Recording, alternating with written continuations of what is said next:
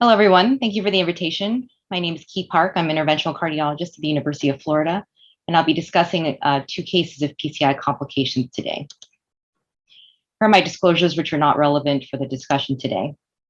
Case one, this is a case done in my institution within the last year. This is a 60-year-old gentleman with history of prior heart transplant, recurrent coronary artery vasculopathy with prior PCI, chronic kidney disease, admitted with decompensated heart failure, found to have a newly depressed EF of 30 to 35%. A cath 1 month prior revealed diffuse severe in-stent restenosis. And of note, patient had a prior Lima to LAD stent performed in the past year. These are the baseline diagnostic images. As one can see, there are tandem high-grade lesions in the OM, large OM system. There's moderate disease at the bifurcation, as well as moderate disease within the ostial circumflex as well. Both of these branches, including the OM as well as the AV circumflex, were wired. The OM lesions were pre-dilated. IVUS performed for sizing, and a 3.5 by 33 drug-eluting stent was deployed from the mid-circumflex into the OM branch without any complication. Once the stent was delivered, the AV circ was rewired, and a 2012 balloon used to open the struts into the AV circ. At this point, the operators decided to further perform dilation of the AV circumflex branch with a 3.512 compliant balloon. As you can see on the image of the right, there is some disruption of the AV circumflex bifurcation. This was felt to either represent a dissection versus plaque shift. IVUS was performed and did demonstrate significant dissection. The operators then attempted to advance a 3.5 by 23 drug-eluting stent to cover the AV circumflex. However, they were unable to advance the stent. Upon stent removal, the stent actually became dislodged off of the balloon delivery system, and thus it remained inside of the coronary, specifically the ostial circumflex, without a stent delivery balloon on the wire, unexpanded. And you can see that highlighted here. This undeployed stent actually extends from the ostium of the circ into the left main. The operators at that point opted to try and advance a 1.5 millimeter balloon, as can be seen on the right. They attempted to inflate this balloon to try and retract the stent back into the guide, however, were unsuccessful.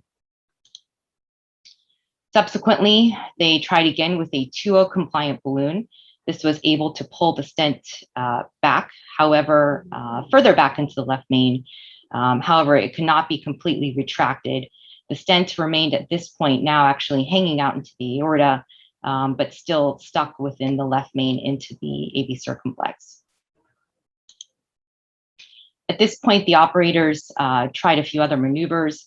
In the meantime, a repeat angiography was performed, noting that there was patent flow within the circ, and the patient remained hemodynamically stable during this entire time. Once the other balloon was retracted, a guide liner was advanced in an attempt to provide more support to retract the stent and also recover it, and that was not successful.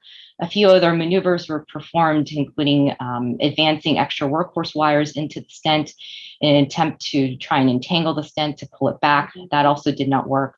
And so ultimately a EV3 5 millimeter snare had to be employed in order to capture the proximal end of the stent. And this was partially successful. The stent was retracted, as you can see in the image on the left, partially into the guide. However, the entirety of the stent could not be pulled back into the guide. At this point, the operators enlisted a few other securing measures.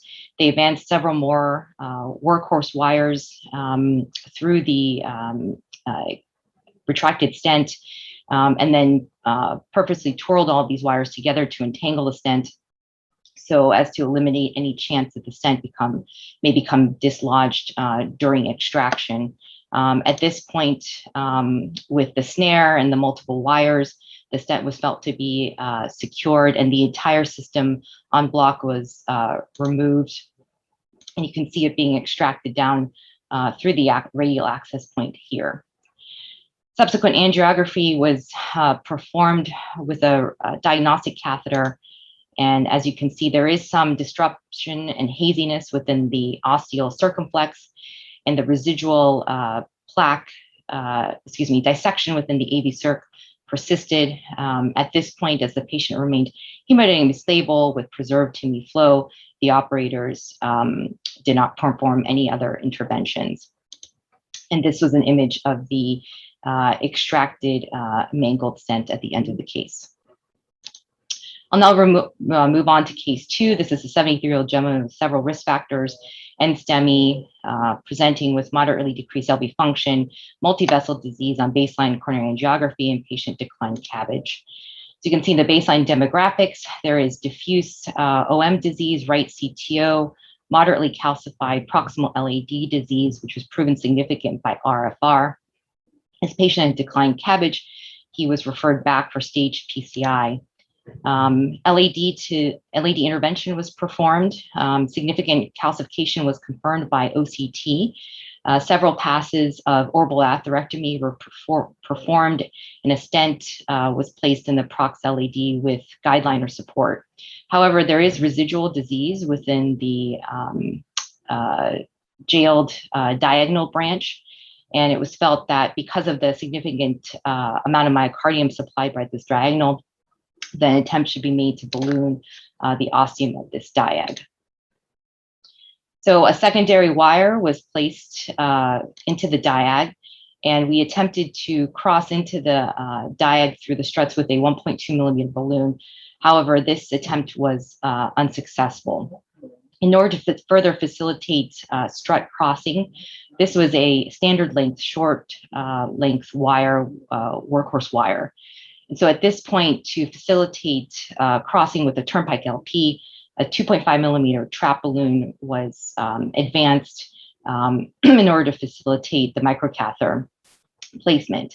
Unfortunately, because of some difficulty with visualization in this patient and the presence of a guideliner and inability to accurately visualize the trap balloon, once the trap balloon was deployed, it was noted that guide pressure remained intact, and thus there was concern that the trap balloon was not actually, in fact, inside of the guide.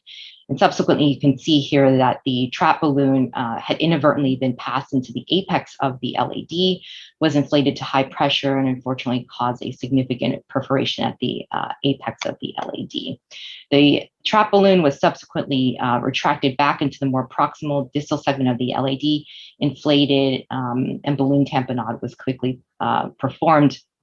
Echo demonstrated small pericardial effusion without significant hemodynamic compromise.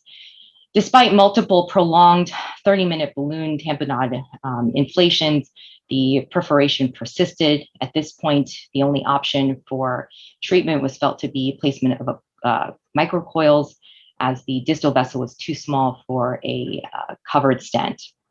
We attempted to advance a microcatheter for coil delivery. However, because of the presence of what was likely felt to be obstruction from the guideliner, the microcatheter could not be passed. Thus, at this point, we elected to perform sort of a modified ping pong technique. Radial access was obtained. The vessel was rewired. A microcatheter was able to be passed. This is a quick cross catheter, which has 2 radiopaque markers at the end. And the technique utilized here was to leave the trap balloon in place. The microcatheter was advanced just to the proximal portion of the balloon. The balloon was slightly deflated to allow passage of the microcatheter. And then once the catheter was positioned distally, the balloon was quickly reinflated. This allowed for balloon tamponade to still occur while the coils were delivered. And so it facilitated coil delivery in a more controlled fashion. 2 2x3 millimeter tornado coils were deployed, and subsequently the final angiogram notes resolution of the perforation and complete sealing of the leak. Final echo at the end revealed no evidence of significant hemodynamic compromise from the minimal pericardial effusion. The patient was monitored in the hospital for 2 additional days and otherwise did well. Thank you for your time.